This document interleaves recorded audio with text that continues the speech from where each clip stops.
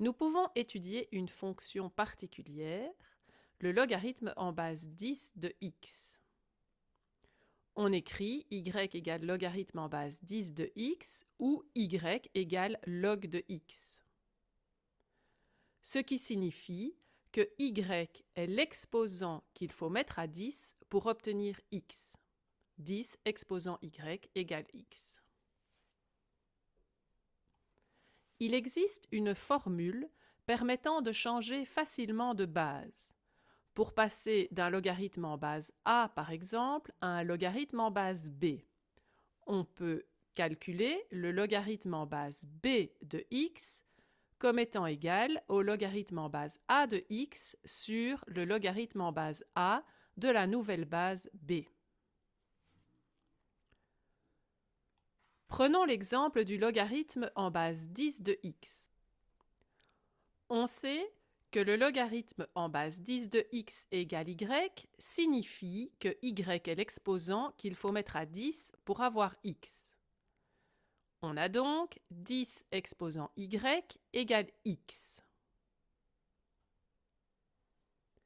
On sait aussi que le logarithme en base 2 de 10 est l'exposant qu'il faut mettre à 2 pour obtenir 10.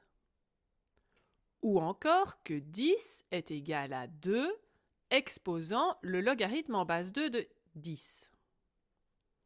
On peut donc remplacer notre 10 entouré en orange dans l'expression ci-dessus.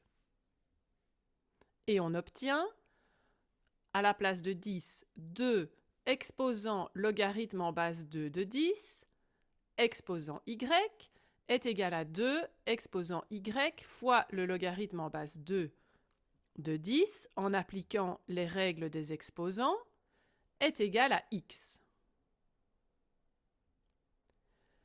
Si on prend le logarithme en base 2 des deux parties entourées en rose, on obtient le logarithme en base 2 de 2 exposant y fois le logarithme en base 2 de 10 est égal au logarithme en base 2 de x.